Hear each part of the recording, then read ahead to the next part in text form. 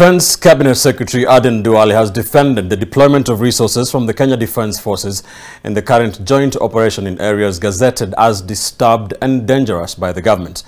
The contentious issue of invoking Article 241 of the Constitution dominated the discussion over who heads the operations command between the KDF and the National Police Service. NTV's Melita Oletenges reports. The ongoing joint operation between the Kenya Defense Forces and the National Police Service in 6 counties, gazetted as disturbed due to rampant cattle rustling incidences, has raised questions on whether the due process of the law was followed in the deployment of KDF officers. Defense Cabinet Secretary Duale and his interior counterpart Kithure Kindiki appeared before the Departmental Committee on Defense, Intelligence and Foreign Relations to answer on the legality of the deployment. 241(3)(b) was used in the case of Westgate for record of this House.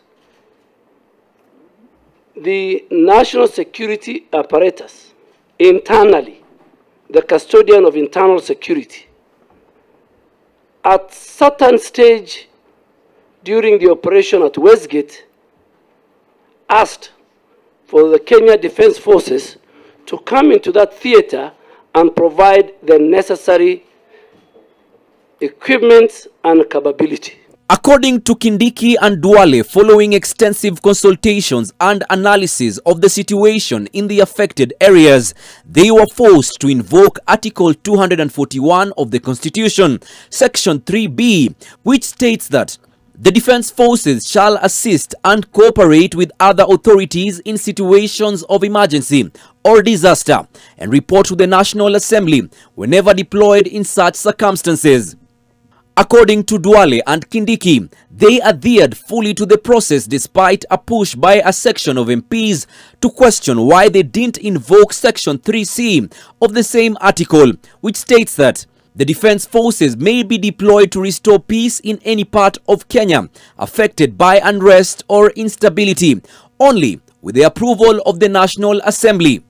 So if need be, if the assessment of B will lead us to C, we will gladly come to Parliament. We do not think Parliament is so unreasonable.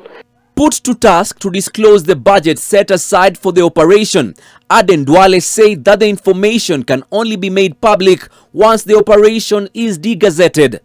I will do that, but I will do at the end of the operation, which allows me to come back within 24 hours. 1, to degazette at the end of the operation.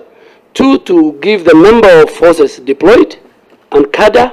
3, to give the kind of equipment used. And 4th, the resources implied. The joint operation, according to Kindiki, was necessitated by lack of sophisticated equipment to track down bandits by the National Police Service seeking assistance from the KDF. Questions emerged on who is leading the operation between the KDF and the National Police Service. The joint operational plan and guidelines have been agreed by our heads, our operational heads of the KDF and NPS. If you want to engage them, maybe another day. The 2 cabinet secretaries have withheld that some details on the progress report on the operation shall remain classified for security reasons. Melita Oletenges, NTV.